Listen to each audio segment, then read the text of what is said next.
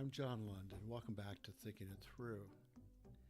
It's my monthly podcast where I try to explore the personal connections that folks make with their history and geography while reflecting on who they are and who they hope to become. In these initial episodes, I speak with a number of people who live on the big island of Hawaii. Yes, that island, the geologically diverse and geographically diverse and wonderful island that recently added to its landmass and subtracted from its developed land due to the dramatic eruption of Kilauea. Well, in today's episode, I'll Meet You in Hawaii, I continue the series with an hour-long interview with Vanessa and Devin. Vanessa's mother is my wife's sister, and she and her family have been on the island all of her life, really, for the last almost 30 years. Devin is her partner and co-business developer, and these two sat down with me at their kitchen table for an hour or so last March to discuss their lives, their business ideas, and their dreams for the future. I had the pleasure of going to their bee apiary with them. I put on the obligatory protective white suit and headgear and nervously watched them document the health of their hives. I was struck as to how precise they were in their documentation and how instructive they were, for my benefit, telling me what was going on as the bees kind of hovered around us. Well, I think if you wanted to know how much work and thought goes into a small business in Hawaii by a couple young people, this conversation is going to be very interesting and helpful. Vanessa and Devin's story is closely tied to their love and knowledge of this wonderful island's land and also their honoring of the knowledge that they've been given from their parents and those who have come before them. I hope you enjoy the podcast.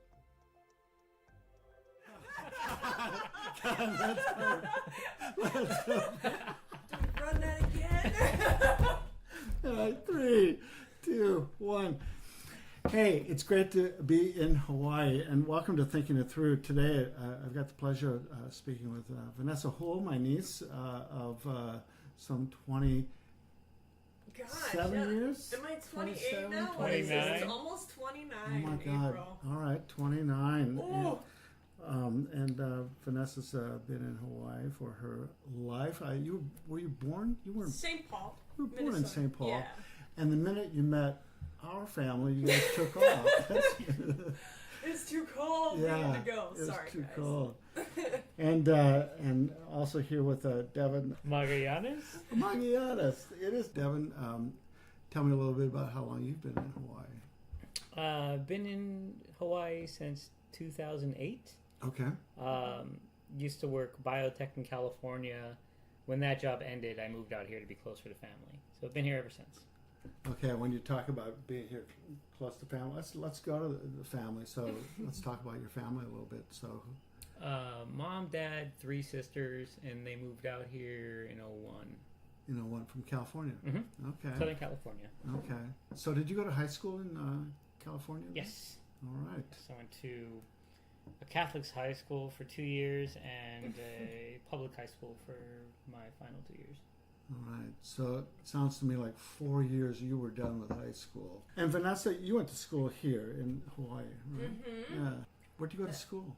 KL. Uh-huh. And then went to UH Hilo for an undergrad in business, minor in economics, and then I think took a year off to maybe travel and take a break, and then jumped into a master's program online through Scheidler at UH Manoa. When you got to the island, Devin, did you start working then? Probably not for the first 6 to 8 months. The first 6 to 8 months, I was wanting to get into agriculture, something in ag. Right. And so I ordered a whole bunch of baby chicks, built a a gigantic chicken house that was solid enough so someone could live in it. It was like, I think it was 800 or 900 square feet. It was like it's like a little one of those mini homes. Yeah. Like a micro home. It was totally set up. with like 4 little rooms. At your parents' place? Yeah, Or- yeah. yeah. They had 3 acres. They sold that place, but Okay. while they had it, it was, gosh, a huge chicken coop. I had like 60 something birds and a bunch of peacocks. And your intention with that was just to start growing some eggs, do something in ag. see what it the- was a see the- hobby. Now, why ag? Did your So- father was your father in ag? No, not really. He was a bricklayer. Uh-huh.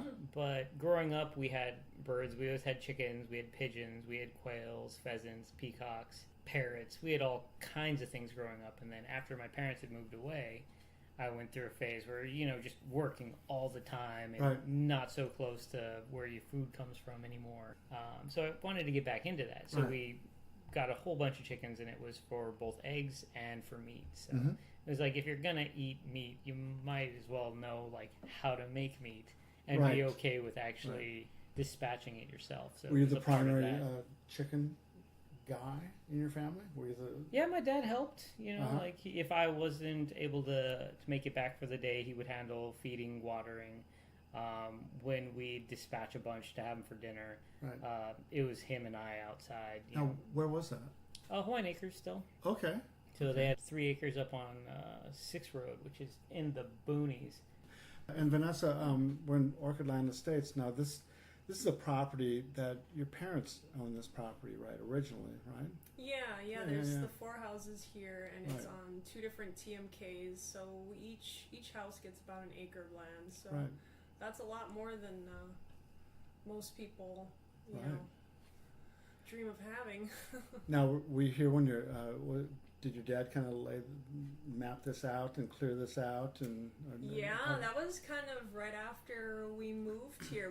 Lorenzo and I were kids, and so yeah, we go through the old photo albums, and right. it's from ground zero, and we had a professional contractor, and they did all the steps, but we watched them get built. Yeah, it was back in the early 90s. So this neighborhood's what, 20, 30 years old or so? Yeah, at Third? least. There's still lots of construction going on, but Right. yeah, we were there when it was pretty scarce. And the two of you guys have been here since when? 2011, 2012, maybe. But Devin, you kind of cut your teeth on this chicken thing and animals when you were young. And Vanessa, what about your interests? They were in business, econ. But your father, I know something about your father. Obviously, he comes out of a farming tradition in Minnesota.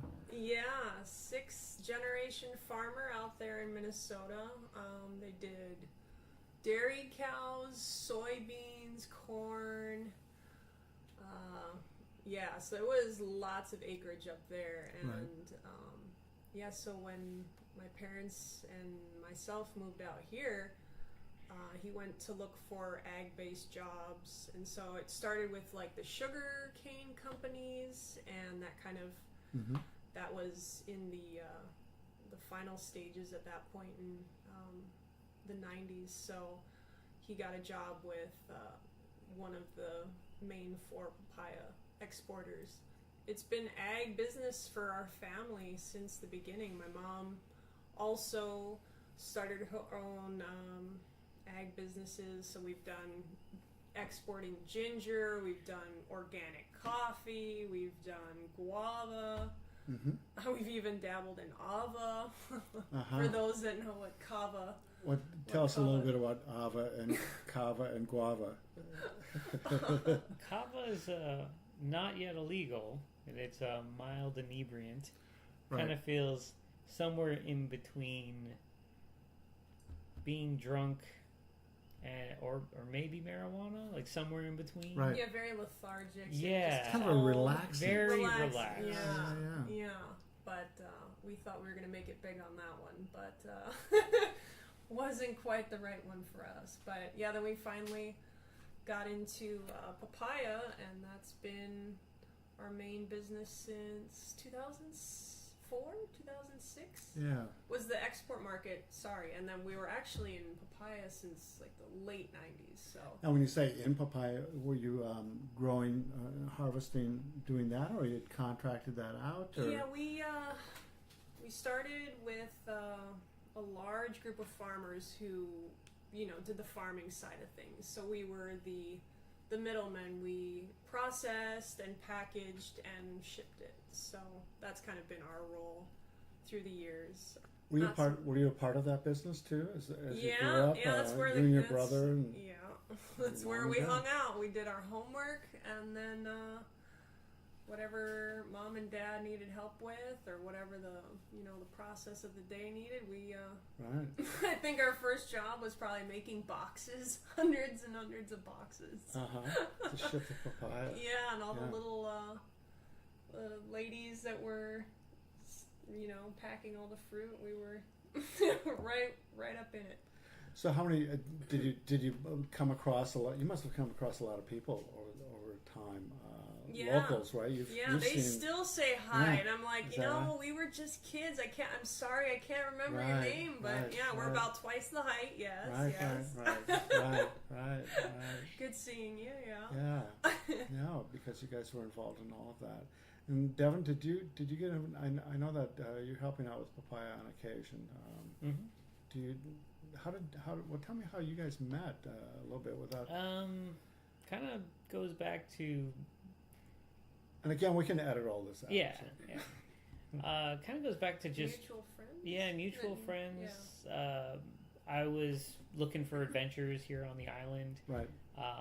Doing a lot of work at my parents' place, just helping push back the jungle and getting my dad ahead. But my sister, her boyfriend was Tyson, and he went to preschool with Vanessa, and they've gone to school for like forever. Yeah, he was one of the K-12. Oh no, maybe not. Yeah, because he bounced Is he around. one of the originals? Yeah. Right. Yeah, but preschool, KO, his parents run an orchid farm in Volcano. Sure. But he offered to go take us camping, and actually I'd met him. Actually, I met Tyson first, then Mickey and Elton. But our whole group of friends kind of helped steer kind of where things ended up. Mm-hmm. So I went camping and hiking with Tyson on a pretty regular basis. Mm-hmm. We became pretty good friends. And he had worked on Sunday, Monday, Tuesday with Vanessa's family. And he said they were looking for another person. Mm-hmm. And if I didn't mind busting ass, that he would get me a job there, just not make him look bad. Right. So I came in, and I think I busted ass. I'm still there. And Tyson's not. But yeah. You didn't get fired. They didn't I didn't get go. fired. Yeah, they didn't let you go. Yeah. That was when? God. Was that 2011? 2009, I think. Was it? Mm-hmm. All right. So 8 years ago, 9 years ago. Yeah. And then, do you work there now? What are your hours I work now? there now. What do you do now? We still work Sundays. Right now we're slow, so it's not so much Monday, Tuesday work. Mm-hmm. But before it was solid Sunday, Monday, Tuesday. So yeah, it's a 3-day work week, which is pretty leisurely. Yeah. But then I'd fill it up with a second job after that normally. And Vanessa, at your papaya business now, your role has changed over time, right? From boxes to You'd She hope still so, makes right? boxes. tell me a little bit about you do boxes and what are you doing these Everything days? else. Yeah, tell me about it. Yeah, well, my parents have definitely wanted to step back for a while, so I've been there for every step of the process and have allowed them to kind of go on longer trips. The business is 52 weeks a year, so they really, it was like weekend getaways for our family for a while. You would never think of shutting the business down for a week because there was always work to be done. So now my role, I'm able to do every step, whether it's shipping, logistics, invoicing, washing, what needs to be done. So I'm there 5 to 6 days a week, and that's allowed my parents to go on longer trips finally. step out Yeah, a little bit, yeah. right? Take advantage of what you can do now. Mm-hmm. Now, your brother also worked there, right, Lorenzo? Yeah, Did he work was a more little of the bit? maintenance side. Uh-huh. He was a total gearhead. So Uh-huh. anything that needed to be fixed, he was on it. So. Yeah. Now And he still comes back for Christmas, and you can find him under the hood of a car, right, or right. in the machinery, tinkering with this and that. So. Well, I hear about Lorenzo. Sometimes your mother will refer to him as my boy is coming to work on the car, Yeah. or whatever. So Yeah. and I've heard that for years. But these days, in the business, as you guys look at this papaya business, it seems like you're moving away from that. Gradually, going to move away from the papaya business, or are you going to be running the papaya business and something else? Well, What's going on with that little company right now? I know there's legal things involved too, and I don't know if I want to get into all of that. But as far as a family business, are you morphing into something else these days? well, having the business so many years has definitely allowed us to, we've acquired that giant parcel of land. We've built these 2 massive buildings that, people just can't build these days. Mhm. So it's quite the And why location. is that? It's just too The expensive. cost, it's just way too expensive. And so my parents own the property and everything on it, and so it's really provided a good opportunity for somebody that's really willing to put in the effort and, be real loyal to the cause to take over the building, whether it's still within the papaya business or to morph into what we're looking at, which is, walking through the process of starting a meadery. So, Mm-hmm. I don't see any other way of being able to think of starting a business the type that we're thinking of without having this land, to raise bees, because that's a big part of the process that we're thinking of, having this land for agriculture and the facilities, already built and whatnot. So we'll see. Yeah. It's kind of, everything's kind of up in the air, Right. And we're kind of waiting on the county, and they Uh-huh. like to sit on plans for a while. So Uh-huh. we're crossing our fingers that we'll get some feedback within the next few weeks, I think. Hopefully. So Yeah. is and again, you don't have to divulge anything you're not comfortable talking about. But is your family kind of where will it be where Judy and Peter are Well, no I know longer- they don't want to do that for the rest of their no life. longer involved in those decisions? Well, or are you involved solely? Tell me a little bit about decision making now. How is it? Is it a conversation? Is it Yeah, it's as far as the papaya business, it's definitely the family, my parents and I, and seeing where they kind of want to go, Mm-hmm. and if I want to take that over, or if they just want to slowly phase that out where it provides them enough income, to be comfortable, Right. and at that point maybe sell some minor stuff, Right. and then kind of help us ramp up this other business. Right. So they'll definitely be around. Right. We've Right. joked that we'll hire them, Right. for the admin, or keeping an eye on things if I we can make ever some want. boxes for you, maybe. Yeah, full circle. Things, yeah. When you were a kid going to college, is that what you thought you'd be up to at this point? Yeah, I kind of knew that I wanted to start my own thing. I've done jobs and internships for government and this and that, Mm-hmm. and working for somebody else was always kind of tough for me. I was always so fast with the tasks that I'd be done hours ahead of time, asking them what's next, and they're like, "Oh no, that's it for the day. Just go do something else." And so I kind of need to be at my own pace. Mm-hmm. you know, as tough as the decisions may be, I kind of need to be, you know, I got to push myself if I want to be in charge of something for myself. So, Right. those days will come where, you know, you got to be there 24/7 and making the big decisions. But At the job itself, are you applying things from school, or is it pretty much what you've learned over time, just being around your parents, around that business your whole life? I mean, a little bit of everything. Mm-hmm.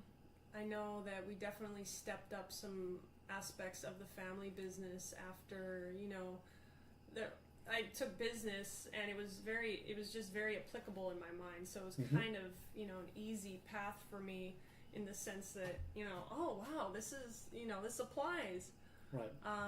So it definitely helped with a lot of aspects of the business. Mm-hmm. But as far as our new idea for a business, it's definitely been a lot of learning as we go. But the spreadsheets are all the same. Right. At the end of the day, you want to take more money in than you put out. Right. That's right. the hope. Yeah. And Devin, the new business involves bees, right? And Devin, you know something about bees. Tell me a little bit about your history with Us and bees. you and bees. Yeah. Well, I was always kind of afraid of bees growing up. I used to Nice. torture them in my front yard. Nice. We used to have a big pond, and I can remember being 5-year-old me flicking bees into the water. Right. And one day I felt bad about that and tried to pull them out of the water after flicking them in, and got my first taste of bee stings. Yeah. And from then on, I respected them a lot more. Didn't Sometimes really they get irritated. Yeah. stop messing with them so much. But it wasn't till I moved back here and met Vanessa. We started dating, and then we moved in together. We moved into this house. Mm-hmm. And, you know, once we were here, I got into that whole needing to be closer to ag, kind of create our own food kind of thing. Well, I'd always liked gardening, so I think we definitely want to step in and set up a garden here. Planted a garden. Mm-hmm. It was a gorgeous garden, lots of bell peppers, tomatoes, all kinds of like eggplants, and we got nothing out of it. Like the flowers would come and they would drop off, never get any fruit. And I was like, what the hell? There's like no bees here. We had carpenter bees, but the carpenter bees weren't really visiting the flowers. We just didn't see normal honeybees. And other places we'd see bees up in the palms. And the property here is lined with palms everywhere. And even when they were blooming, normally you'd see bees loaded in there. But here, we didn't have any bees in our palm flowers either.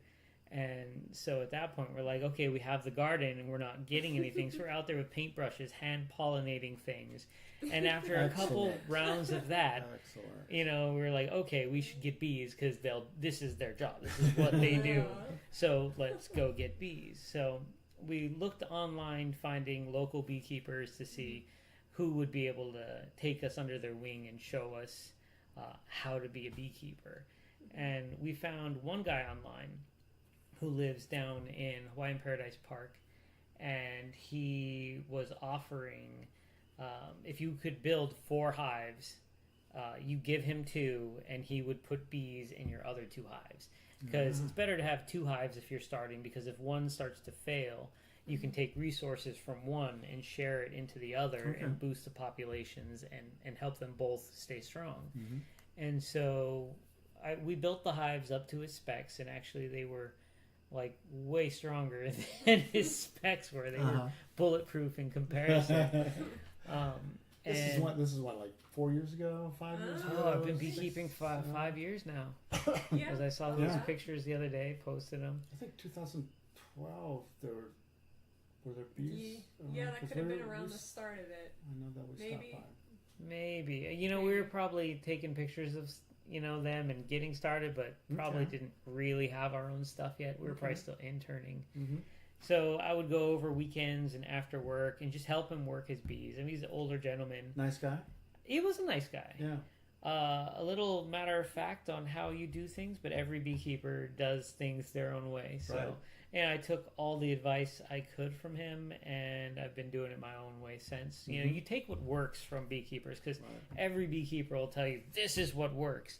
But what works is when you see if their bees are doing well or not, because everybody has an opinion on how to do it right. But their apiary and how alive it is and how strong it is tells you how well it's doing. Let's get into the weeds here a little bit with apiaries and healthy ones. What's a healthy apiary? Well, you want to have a lot of bees. And you want to be able to check them for any problems they might have, like varroa mites, small hive beetles. You look for bee diseases like nosema, which is basically like bee diarrhea. They're normally very, very clean. Nice. We'll have to edit that out. We're not going to be talking about bee diarrhea. Bee diarrhea is interesting. If they go to the restroom inside the hive, it's normally because there's a problem. And nosema is normally that problem. And is that something you can manage? Yes, there's an antibiotic you can give for that. But here it seems to be a seasonal thing, and not all hives will get it, but a lot of them will. And it has to do when the humidity ramps up, it seems like a lot of them will get it. And you just make sure that the inside of your hives stay clean. And just check on them, and it kind of hits and goes away, kind of like flu season for us. Have you figured it out? Have you kind of figured out? I see it every year, and that's never the cause of colonies like dying out, but it's definitely something that makes them weak for a time. Some other additional problems that beehives have that you've had? Well, we did say the varroa and small hive beetle, and those are probably some of the bigger problems.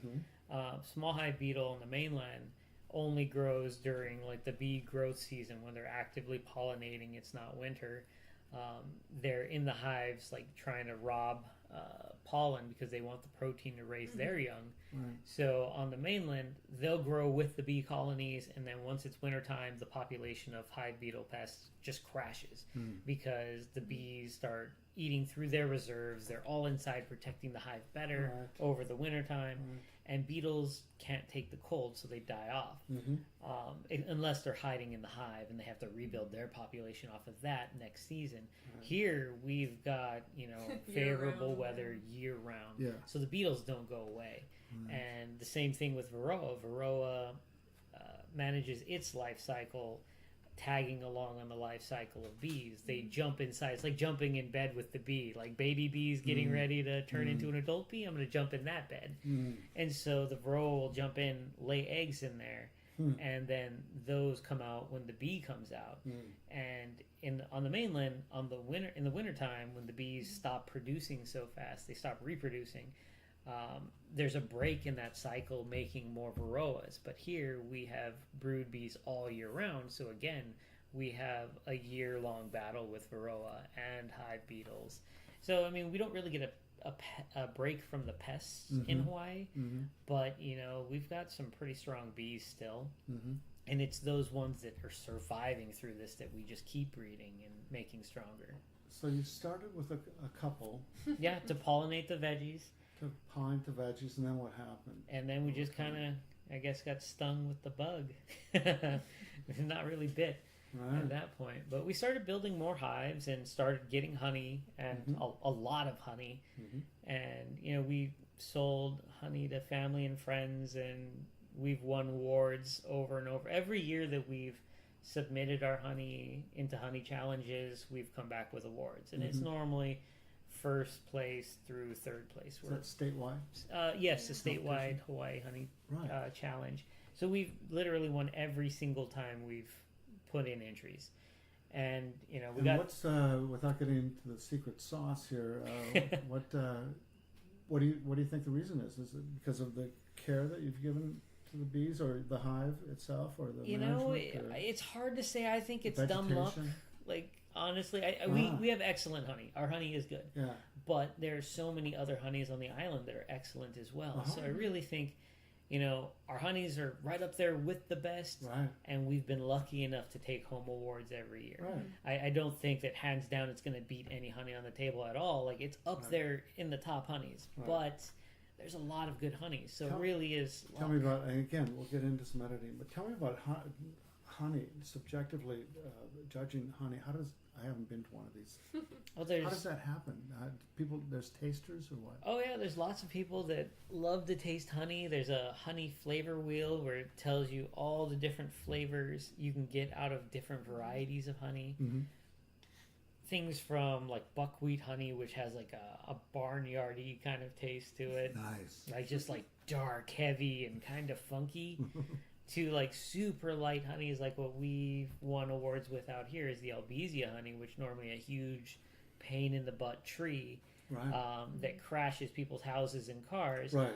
A couple Shallow times. roots, Oh yeah. yeah, shallow. They just fall over Right. or break off limbs in the wind. Right. They're a total nuisance out here, introduced, but they make a gorgeous water white honey, and it's delicious. We keep winning awards with that too. Huh. When we have it, we don't always have it in stock, but when we have it, we have standing orders from people that will basically take all that we have. Well, that gets me to my next question. How do you know you have it? How do you know you have It's that timing honey? for us because there's always going to be a blend of Is it from other. the taste of it? Though? Oh I yeah, mean, they don't you can taste. They don't come flying in and go. We know the taste of Albizia honey. Uh-huh. And you can see when those hives are going off or those trees are going off, we've got a certain span of time where if we were to give our bees brand new empty comb, they will fill it out with Okay. pretty much the strongest flowering item at that time, which I is see. Albizia honey at Sure. that point. Sure. So we just load them up and specifically harvest just Albizia during Sure. that time frame. You were at 2. I think there were maybe 6 here at one point, or Yeah, we something had like quite that. a few hives here at home. And then now they're at the warehouse, and you've Yeah. got 20 20 some there. I don't. Yeah. Ness is normally on top of the numbers. Yeah. I just I go don't and know what you Yeah, I have. think rip we've through got 'em. 25 Uh-huh. boxes for bees there. Right. Yeah. And you were telling me the other day that you were able to get some additional. Oh yeah, we did a hive rescue up in Honoka'a. A gentleman who we just didn't have time for his bees, and they were a little too aggressive for his liking. Right. And so he gave us an extremely good deal on the bees. He gave us for free, but he gave us a great deal on the rest of the equipment that he had. And it just took the trip going out there to get them, suiting up, locking them up inside their box to travel with them, Mm-hmm. and then putting them out in the field, and they're going gangbusters. We just pulled off like 3 gallons off of them just the other day. So And then, so you're still relatively small in the amount of honey that you put. I mean, when you think about it. yeah, we don't produce as much as other beekeepers, and a lot of that has to do with the style of hives we use. Mm-hmm. We use top bar hives, which is a more natural hive for the bees. It mimics a fallen log that bees Okay. would naturally colonize. And with that, you can't just spin out the honey in an extractor and then give them back the comb to refill. With a top bar hive, you have a natural honeycomb that they've made from scratch unless you give them foundation. And we do occasionally give them foundation, so they'll grow that out. But it's their own wax. We give it right back to them. They fill it up with whatever nectar they're finding or with their baby brood bees. As you get into this bee thing, and I've been to the hives with both of you guys. And you're into it as well. I mean, you know as much. Yeah, I was there about from bees. day one. Yeah. We interned with the beekeeper that got us into it, and yeah, that was very interesting. Yeah. Our first real look into, a bee yard and how much work it was, but how much enjoyment he got out of it. Mm-hmm. So, And yeah. I think Ness is hooked on the honey. Like we've got tons of bees and tons of awesome honey, but I'll like taste it now and then. Like, okay, this is what this kind tastes like. I'll take a taste test, but I'm not a huge honey fiend. I don't use it all the time. I see it, I bring it home, but I don't really do too much with it. I like adding it to things instead of using sugar, but I'm not a sweet fiend. But Vanessa, she loves all the different varieties. Anytime we're bringing home honey, she's separating out the different varietals and taste testing everything. Yeah, She's it's running what, around with the honey buzz. It's what our customers, I think people like variety Mm-hmm. and new and exciting things. Like, oh, what's that eucalyptus? Wow, what does that taste like? So there's people that like their stable favorites, like the lehua. Our palm honeys. or our palm variety or macnut. But when we have these oddball flavors that are, cotton candy and dried figs, Lilikoi, which tastes like pineapple. being able to describe these varieties of honeys that we have, I think it excites people, and that's part of why they want to try it. And Well, you guys got a nice little team going then. You got somebody who enjoys the bees and everything A to Z, and then somebody who enjoys that and the different kinds of honey that's being produced. Yeah, it's quite the variety. As you look at where the papaya company is right now, do you see a time where you're going to diminish that somewhat and kind of focus more on honey and honey products? Hopefully. Yeah, Is that what you're looking at? Or keep them running parallel to each other? Well, we're kind of at that point, and it's definitely tough, for a family business that you've been around and have been helping run forever. The thought of, shutting the doors is very personal. That's your that's what you are, that's what you were, that's, how you've seen yourself for so many years. So it's definitely a tough process of, okay, this is the point at which we stop. Right. I mean, there are more than just even you involved in that. So it's a process There's the farmers, to think about. the buyers, Right. like where are they going to get their fruit from?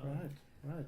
Yeah, so I'm not sure of any kind of, set date or whatnot, but it would be, probably in a few years at the most, and hopefully the bee thing is up and running. I mean, we're growing the apiary in terms of the volume that we'll need for an estimated mead quantity that we'd like to sell. So we definitely need to keep splitting our hives. And would you sell both the honey and the meat? Is that Probably. Yeah, I think people would like that variety, in a gift shop kind of thing. Like, oh, this is the honey that made that alcohol. That's cool. I want to try both. Both. Mead's of them. got a better profit margin. Yeah. But we'd always still have honey on. Well, it's the value added product of a locally produced product, and the state of Hawaii and the county department and the state, they all encourage that. If you're gonna produce something that's made in Hawaii, they will try to help you more so. So that's kind of the direction we're going, and hopefully, like I said, we hear from them soon on. Do you guys make business decisions in conversation together, or does one of you float? It. Do you float ideas by each other and thumbs up, thumbs down, or we do? It's not just one of us that decides this is the way it's going to be. It's always been a pretty fair partnership back and forth. Well, if this is what we want to do, then you really got to be on the same page. The mead business itself, now that's relatively new. I mean, this dabbling in mead has been going on for a few years now, but when did that begin? It was not initially a part of the honey discussion. Right. For us, no. Initially it was, okay, we have all this honey, what do we do with it? Right. So, I mean... How much can John eat? Yeah, we just kept growing the market, stockpile. the local market is very saturated. And we don't feel the need to compete with all these other huge honey producers. There's people that make just thousands and thousands of pounds of honey per year, like their bees do. And there's no want from us to like jump in and try to drive the price of honey down further by competing with those guys. It doesn't make sense to do that. Yeah, why would you so, do that? Being small honey producers and making a more gourmet honey, like we thought, what could we do with it? Like sell to a bakery that uses like maybe only this varietal or something, make it special. And then we decided, hey, this mead thing is ancient alcohol, like one of man's first alcohols, if not the first alcohol we ever experienced. And it's kind of blown up again. Let's try our hand at making our own. And we did a first batch that's... when was it? That was only a couple years ago. February of 2016, I think, Yeah. a couple years. Those bottles are going on too. Right. And they'll knock your socks off. They're still really good, but they're really strong. We had no idea what we were doing. Yeah, that was kind of a guessing game. Just that just one. throw this in the bucket, Right, the some recipe. water, and champagne Stand yeast. back. That'll be great. So it is really high powered, but it's still really good. And like honestly, from when we first made it, it's gone through phases where it was excellent, and then it went to a bit harsh, and then it started to mellow, and now, about 2 years in, those bottles are delicious, and we only have like maybe 14 bottles of that one original batch left. And so like once in a great while we'll crack one of those and try it, and it's always fun to see how it's changed over the years. And It's what's always intrigued me about when you guys have done the honey and now the mead is like it seems like this place is like a little R&D. oh yeah, It certainly this looks is the You know? lab. I mean, it's kind of a lab. It's kind of a trial and You gotta error. put some stuff away when visitors come over. Sorry for cramping your space. Yeah, it's all I can do is walk around here. Like I said, I don't know how this house is zoned, Kegs, there's CO2 but tanks. I it's not cute or quaint, but it seems like this is like where the ideas are starting, and people come over and they test, and you guys listen very carefully to what people have to say about things. So there must be a bigger idea than just monkeying around the house with making some mead. What are we thinking about? We're not gonna beat around the bush. Like we'd love to open the meadery. So, and in the state, there's 2 meaderies currently. There's Nani Moon on Kauai, and we've tried their meads. They're very, very dry. Some people like that. Some people really don't. Then there's Volcano Winery, and they make 2 meads. They make a MacNut mead, and then they make a MacNut tea infused mead. And they're a little on the sweeter side, but they're fairly good. That was probably one of our first tastes of mead that we hadn't made ourselves. And we love to try any mead we can get our hands on, because we want to know what's out there. What are the possibilities? Right. What can you do with this? Right. It doesn't have the same restrictions that other alcohols have, like beer. There's certain categories and styles of beer that you fit into, and wines are kind of insane on the amount of varietal this I specific thought it was region. red with meat. White with Yeah, fish. there's these rules. None of these rules exist for mead. Like it's the oldest alcohol we have, but there's really no guidelines. You can just be creative and play around with flavor and come up with things that maybe nobody's ever thought about before, and if they have, maybe you can perfect it just a little bit better. What do you have to when you think about launching this company or getting this thing off the ground? What are some of the roadblocks? What are some of the things hurdles that you must overcome? Well, the cost of doing business in Hawaii is definitely higher because we're a bit isolated. So the shipping costs, in or out, electricity, again, for kind of the same Extremely reasons. high. So, we acknowledge that, and at some point and price point, we hope maybe to incorporate solar to kind of bring down some of those costs. But What about labor? You guys able to right now? You're able to kind of manage the bees and yeah, I'm pretty sure that we'll be able to find people that I think with this whole awareness of bee health. There's a lot of people asking us like if they can work for us once it gets started, and we're a little red hen. Everybody would love. Like, I want to work at a meadery. I want to work at a brewery. Like, when can I start?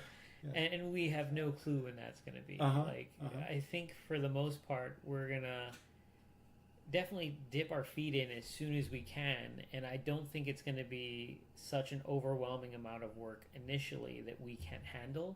But as we grow, we will definitely need more people, and I think we'll tackle that hurdle with the right people when we get there. For now, it's just who knows. Like I can't say. Bees, keep them healthy. Yes. Get the honey. Continue to investigate different tastes, right? Oh, different yeah. kinds of mead. And learning how to make batches that are bigger than the batches we currently make. Right. Currently, we max out, like, we can make like a 17-gallon batch one shot, but we're going to need to make, 100-gallon batches, 2, 3, 500-gallon batches, or larger. So that's I mean, real like, money. All of a sudden, you're talking real money now. Huge equipment costs going into meadery. I mean, like, not just the fermentation vessels themselves, but everything along the process line. You've got filters to clarify your mead and to remove yeast. You've got like water filtration. There's so many little things. Bottling lines, if you get to the point where you're making so much that you need to have a bottling line versus hand corking everything. Well, you're talking about labor now too. You're talking about HR. You're talking about significantly increasing HR and getting specialists as a part of it. Do you see that as a part of things, or would you like to keep things relatively small, family size? I mean, what's the big dream outside of just waking up tomorrow and being happy and raising bees? And we're at that dream right now. Yeah. No, that's well, there's some big meaderies out there, and we follow them on social media and whatnot. Right. They definitely have that lifestyle of they've stepped away from the business. Right. It's large enough where their core group takes care of things, and they're out there marketing and pushing mead into Europe and Asia and the rest of the states, just kind of campaigning around and really spreading awareness of their products and whatnot. So you have the papaya that's exported. Do you see mead being exported? Sure. Yeah. Again, some of the real big meaderies, they go to Australia and Asia. Yeah, so. Michael Fairbrother with Moonlight Meaderies. He brokered a deal with Japan to bring his mead into Japan, and their first question was, how many containers can you send? And he was just blown away. Like, he thought he was going to send a couple pallets, and was like, hey, I'm going to send a couple pallets into Japan. And they're like, no, send containers, because there's the market for it. People want it. What about the marketplace in Hawaii itself, the Big Island itself, tourists and so on? Is that much of a market for something like this? I think it could be huge. Like, people already do hit the local breweries that we have. I know the Kona Brewing Company is getting huge. The Waimea Brew House, like, their beers, I think, are some of the best brewed beers on the island. Those are super good. Mehana Brewing, like, I don't know if people go visit their tasting room often, but I know that people definitely drink it while they're here. And we're so close to the highway, or we're going to be so close to the highway, that I don't think it'd be too far of a stretch for tourists to swing right in there and pop in the tasting room and try some mead made from local award-winning honey. Vanessa's planned up all kinds of stuff for this. She's planned up a tasting room in the building. She sketched it all up, and back years and years ago, she had looked at the property map boundaries and made just like a gorgeous little drawn park of what it could be in the future if it was landscaped and done up. Yeah, and it would be a perfect 40 acres of, eco-tourism for people just to go walk around in gorgeous jungle with I don't know if they'd be able to walk around with the meat on them, but maybe on property. I'm not sure what the legalities are yet. Maybe have to have a beer garden outside for that. I think that's what makes that property so special, is that it has the potential to become a destination location. Yeah. Versus if we just stepped into, a couple 100 square foot retail space in town, it would just be another doorway. But here, like we're saying, there is so much more that could happen on the property for people that are visiting, for tourists, or if it's the local crowd, like you say, that are just trying to escape reality for a little bit. Then there's the potential for both. So it comes out of the bees.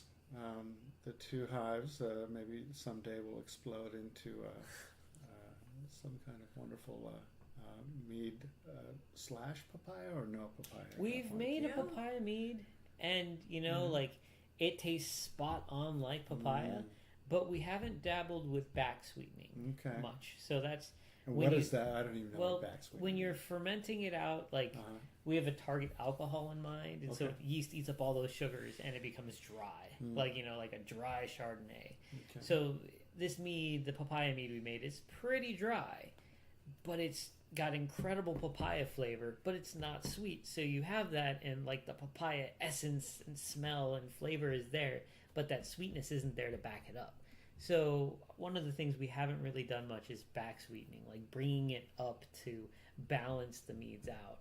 And so what we're looking into doing now is learning how to back sweeten properly to bring meads up into balance if they're out of balance. What do they call the primary mead maker? You would be the meadster.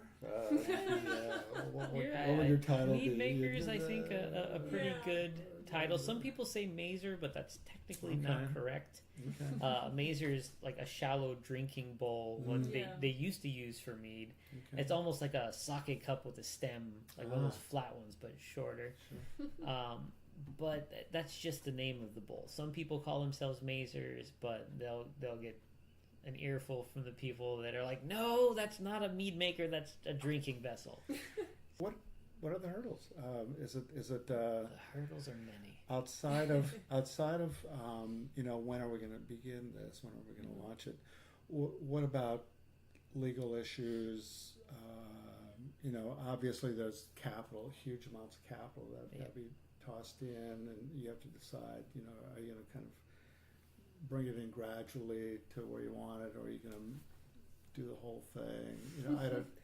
Yeah, well, Tell me a little bit about what you see as some hurdles. We submitted the overall plan. I think I turned that in the beginning of the year to the county planning department. So I gave them all the information that they could possibly need on those applications that they had. And there was a few things that we had to hire professional.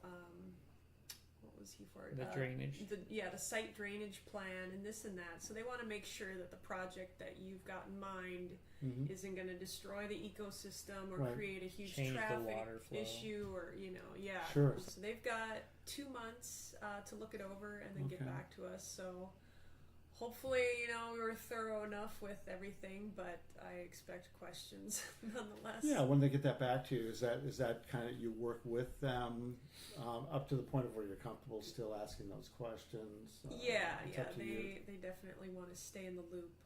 So then the liquor license itself then is quite a few steps. So when we're in the process of building, there's all these different departments that we need to check in with. So the fire department needs to check in to make sure that you're building that aspect up to code. The Department of Health, the water supply, and all these other county and state departments need to check off.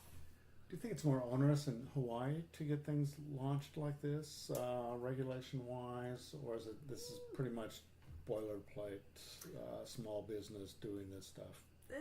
It's yes and no. Yeah. I mean, we've been hearing from others online who are trying to do the same thing. And while their costs to start might be lower because, they just kind of stepped into this location that went under, and so it's, cheaper rent and things are already kind of built. I don't know. I think state laws vary, and so some states have it a lot harder. Right. So And some have it easier. and some have it easier. Yeah, they can have a meatery in their basement. Yeah. Right. Yeah, That's some totally places legal are in some states. are Which is very- amazing. Say, wait a minute. Yeah. Some of them are very geared for the craft brewing industry. So anybody that wants to start up a microbrewery, a nano brewery, or a micro winery, they're very friendly towards that because they've seen successes in it, and it does bring in tax dollars once it's successful. Right. Well, with our project, we were able to steer in the direction of ag tourism versus a special permit, which is a lot of hoops. That's, a huge scale project. They expect things to cost millions of dollars versus the ag tourism is kind of more towards the small farmers, the guys that want to start small and then kind of increase volume as, the demand increases.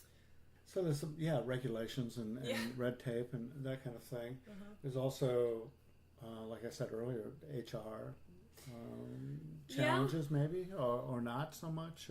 Well, we don't have to be open every day. You know, I Right. think we're Okay. thinking maybe half of the week will be open to the public, then the other Mhm. half will be Right. time to catch up on our, our computer systems and inventory, and then Right. actually Yeah. a day to work the bees, a Right. day to do processing, And then I think it would brewing. only be certain hours per day once we're open as well. Yeah. Like I think with the ag tourism permit, we can't stay open past 6. Right. So I mean that doesn't make it unreasonable for 2 people to handle if we're only working till 6 and Right.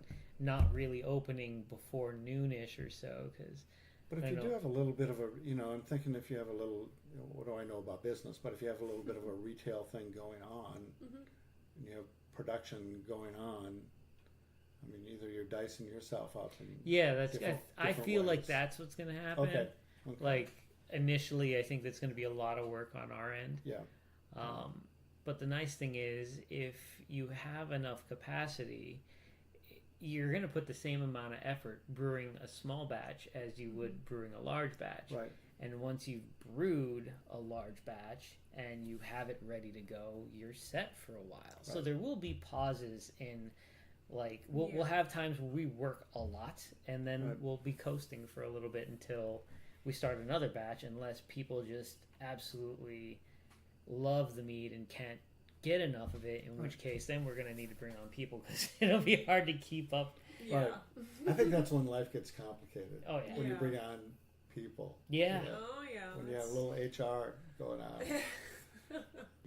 Is it going to start just as producing liquids and flagging people down off the streets with I would banners? like to have a tasting room. Yeah. Okay. And that's a you know, Okay. tasting room and bottle shop. Okay, So I mean, we would be able to sell in the bottle to tourists to take with them. sure. We would be able to fill growlers with taps like you would at a brewery. Sure. Mm-hmm. And if like during our opening hours, I mean, people would be able to come and have flights and do some drinking there. But I don't think it's going to be like a bar. Right. We won't be able to stay open that late. Right. Yeah. Or like a wine tasting, like that. Yeah. That wine, even the coffee tasting Mhm. stuff is, Yeah, nice with people. minimal Right. finger foods, just to kind of Yeah, just Mhm. cold kitchen kind of things. mhm. Like maybe was it charcuterie? How do you say that? Well, and then eventually, See the Polynesian adventure people pulling in. Oh, that would be awesome. buses. Come in, drink some mead, take See some the- with you. Well, exactly. Keep the bus driver sober, but everybody else, let's sample a few meads. yeah, eventually there'll be enough alcohol locations on the island where there will be a booze cruise, and we will be on that. Yes. On that list, but I don't think it'll be anytime soon. We'll Yeah. see. Are there other meaderies going on this island? On this So- island, not that we know Yeah, of. There's yeah. a brewery and cidery Yeah. and a couple distilleries. We're stationed right next to, over 1,000 acres of mac nuts. Sure. And our bees regularly go over there and Right. bring some back. Right. Right. So we've got a good location. If Oh. you do go all in on a meadery, That's the plan. can the bees collapse and you're screwed?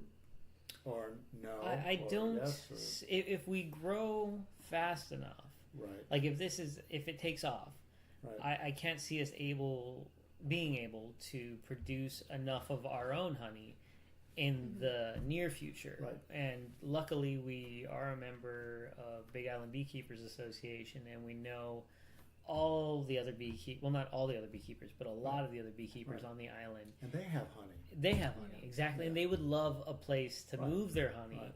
at a decent price that Right. isn't just dropping it into Walmart at nothing prices Right. or just competing with each other. So, Right. Right. and we've talked about that. If we get to that point, we, Right. this batch is of 500 some odd gallons is made with so and so's honey. It's this beekeeper. Here's his name and number if you'd like to try the honey that's on there. A little bit of advertising for them, good price for us, Right. and they don't have to sit on honey and not be able to move it. Exactly. No, I would think that they would be more than happy to Oh yeah. unload their honey. Well, thanks, you guys, for talking a little bit about thanks for the having future a bit. And I know that when I start drinking again, I'll saddle up. Let us know. I'll get on one of those bus tours and or the booze. What do you call it? The booze cruise. The booze cruise, and I'll stop by. But thanks, Vanessa and Devin, for talking a little bit about your dreams, and it's been great talking. You're welcome. Thanks for Thank interviewing us. you. It was so great talking to those two about their business in Hawaii. Again, I want to thank them for their time, and it was really fun chatting to them at their kitchen table. The next podcast in this series will be from a woman who actually tried to add a little flexibility to my life, Kat. And Kat is a yoga instructor at Yoga Centered. Please leave some comments if you can, and thanks for listening.